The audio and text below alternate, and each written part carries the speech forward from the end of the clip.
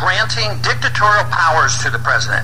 Our presidents can now, on their own, order assassinations, including American citizens, operate secret military tribunals, engage in torture, enforce indefinite imprisonments without due process, order searches and seizures without proper warrants, gutting the Fourth Amendment.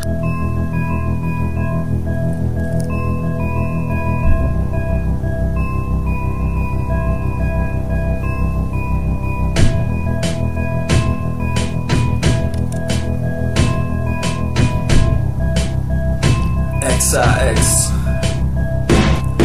The blind to the blind, the big minds putting on the little guy. The average citizen taking all our rights right through our line of sight. Everybody's scared, so I read this mic, so I show America the light. Yo, we gotta fight right now, gotta get the people together, gotta test the weather. You know we all birds of the same feather, and they trying to sever our freedoms.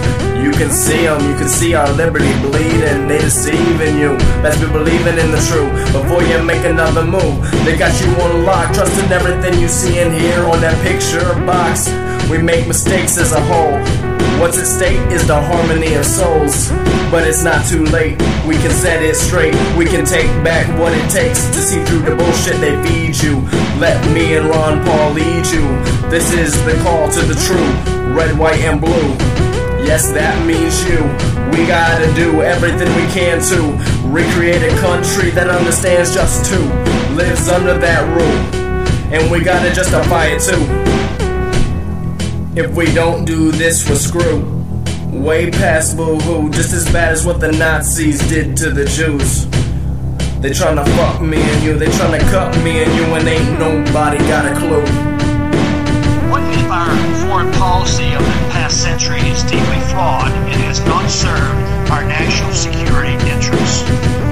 What if we wake up one day and realize that the terrorist threat is a predictable consequence of our meddling in the affairs of others and has nothing to do with us being free and prosperous? What if propping up repressive regimes in the Middle East endangers both the United States and Israel? What if occupying countries like Iraq and Afghanistan and bombing Pakistan is directly related to the hatred directed toward us? What if someday it dawns on us that losing over 5,000 American military personnel in the Middle East since 9/11 is not a fair trade-off for the loss of nearly 3,000 American citizens, no matter how many Iraqi, Pakistani, and Afghan people are killed or displaced? What if we finally decide that torture, even if called enhanced interrogation technique, is self-destructive and produces no useful information, and that contracting it out to a third world nation is just as evil?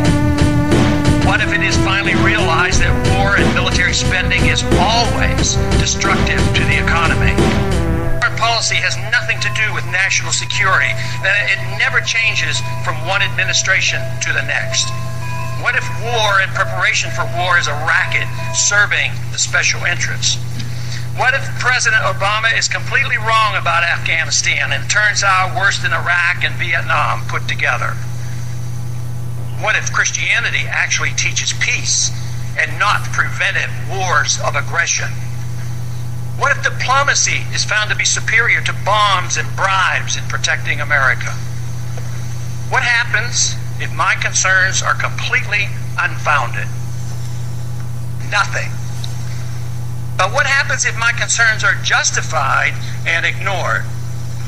Nothing good.